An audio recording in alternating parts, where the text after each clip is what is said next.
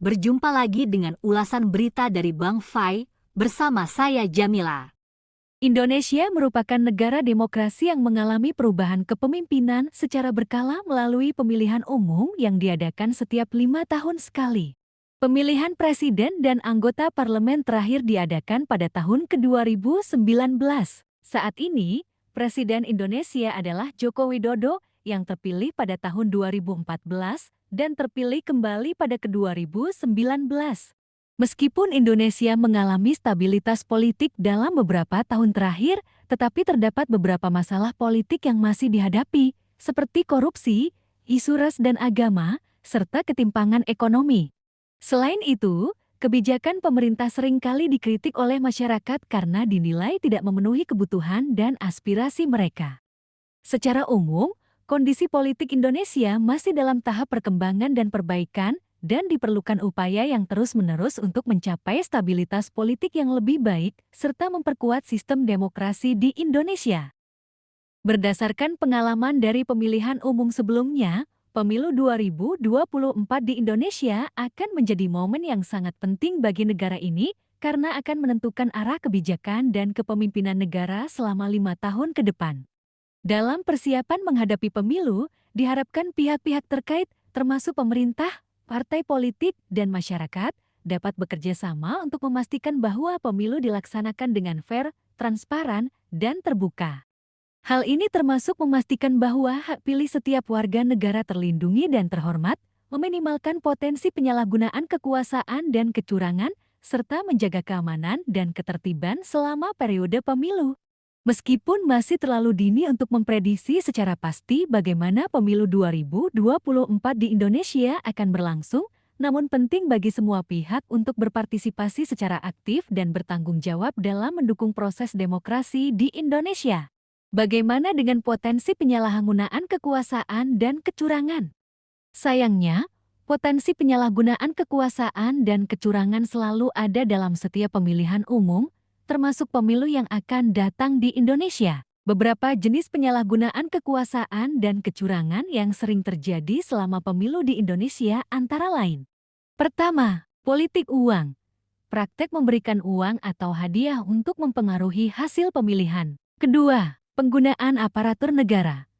Misalnya memaksa pegawai negeri untuk memilih calon tertentu atau menggunakan sumber daya negara untuk mendukung calon tertentu.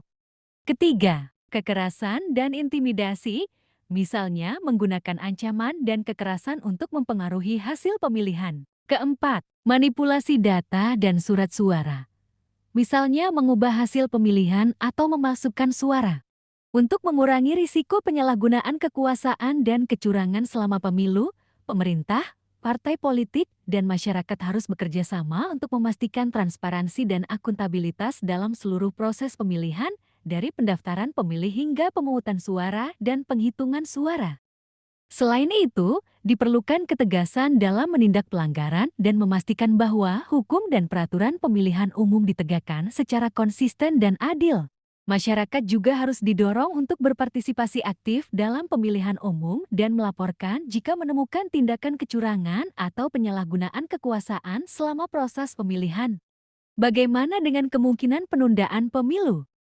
Keputusan untuk menunda pemilu adalah keputusan yang sangat serius dan harus diambil dengan hati-hati karena dapat mempengaruhi stabilitas politik dan kepercayaan publik terhadap sistem demokrasi. Oleh karena itu, pemerintah dan lembaga pemilihan harus mempertimbangkan baik risiko dan manfaat dari penundaan pemilu sebelum membuat keputusan. Jika penundaan pemilu benar-benar diperlukan, maka pemerintah dan lembaga pemilihan harus menyusun rencana yang jelas dan transparan untuk mengatur kembali jadwal pemilu yang baru, memastikan bahwa seluruh proses pemilihan tetap adil, transparan, dan terbuka untuk seluruh masyarakat, serta meminimalkan dampak dari penundaan pada stabilitas politik dan ekonomi negara. Bagaimana jika penundaan pemilu untuk melanggengkan kekuasaan? Penundaan pemilu untuk melanggengkan kekuasaan adalah tindakan yang sangat merugikan bagi demokrasi dan negara. Hal ini dapat menunjukkan bahwa pemerintah atau partai politik yang berkuasa tidak menghormati prinsip dasar demokrasi, yaitu hak suara rakyat untuk memilih pemimpin mereka. Penundaan pemilu untuk melanggengkan kekuasaan dapat menyebabkan ketidakstabilan politik dan sosial, serta memicu ketidakpuasan dan protes dari masyarakat yang merasa bahwa hak-hak mereka telah diabaikan. Selain itu, tindakan ini juga dapat mempengaruhi citra negara di mata dunia internasional dan menyebabkan isolasi diplomatis.